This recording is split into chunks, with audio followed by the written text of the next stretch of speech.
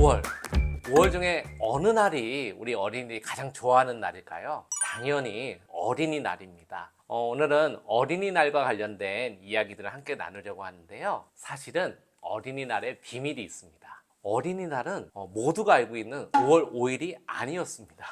그렇다면 과연 어린이날의 시작은 언제였을까? 사실은 어린이날을 만든 이유 중에 하나는요, 이 당시까지는 어린이라는 용어 자체가 사실은 제대로 사용되지 않았었습니다. 방정환 선생이 최초로 사용하신 건 아니고요, 어린이로 우리가 사용을 하자라고 하면서 어린이 보급운동을 하시고, 우리 개똥이네 놀이터 같이 훌륭한 잡지에 바로 전신이 되는 어린이라는 잡지도 마련하시게 되신 거죠. 그런 측면에서 어린이를 존중하고 그런 측면에서 어린이날 만들었던 그런 역사적인 배경이 있습니다. 그런데 12달 역사 체험에서는요, 천도교 중앙대교당을 어린이날과 관련된 역사 현장으로 소개해 드리고 있습니다. 약간은 좀 생뚱맞다라는 생각을 하실 수도 있어요. 근데 사실은 천도교 중앙대교당에는 엄청난 역사적 비밀이 있습니다. 이곳은 천도교라는 종교적 시설도 되지만, 이 천도교 당시 교주셨던 손병희 선생께서 3.1운동을 준비하시기 위해서 교당을 짓는다라고 얘기하면서 성금을 모으시고 그 돈 중에 상당 부분, 절반 이상을 거의 3.1운동을 하시는데 그 자금을 사용하셨습니다.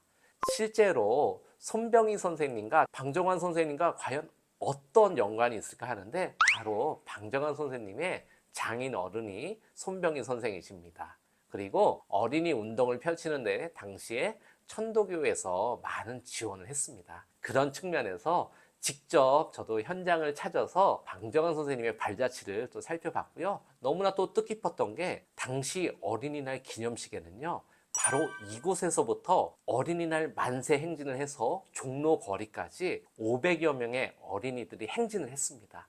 바로 그 출발점에서 우리 어린이날을 생각해 보자는 의미로 천도교 중앙대교당을 역사적 장소로 이렇게 뽑아 보았습니다. 그래서 이 공간에서는 현대에도 음악회나 다양한 행사들이 진행도 되고 있습니다. 특히 3.1운동이나 어린이날 행사가 여전히 이곳 마당에서 100여 년 전에 했던 것을 재현하고 있는데, 그 현장을 찾아보실 것을 좀 추천드리고 싶어요. 그리고 제일 좀 하이라이트 장소가 있습니다.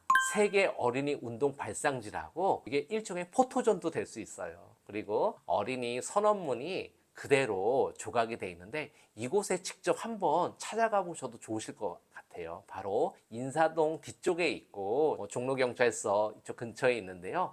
이 현장에 가셔서 방정환 선생님과 여기 어린이 표정에 있는데 얼굴을 살짝 넣고 기념사진을 찍어 보시는 것도 아주 또 좋은 추억이 되실 것 같습니다.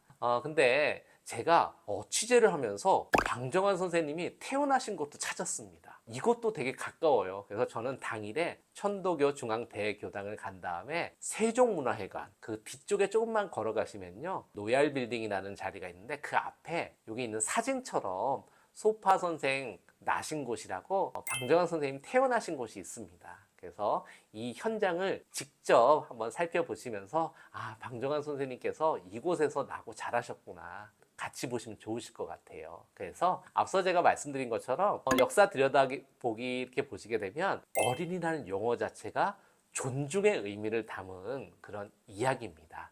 그래서 최근에는 사실은 노키즈존이나 이런 부분들이 많이 논쟁이 되고 있잖아요. 사실은 우리가 참 안타까운 것 같아요. 어린이는 새 시대를 앞서가는 사람으로서, 오래된 미래로서 방정환 선생님께서 존중한 것처럼 지금 시대에는 더 존중하고 함께하는 존재로 우리가 생각해보면 어떨까라는 생각이 듭니다. 그리고 일제강점기에는요, 어린이날 날짜를 변경했던 결정적인 까닭이 있습니다. 어린이날 포스터를 한번 보여드릴게요. 1927년도에 나온 포스터예요.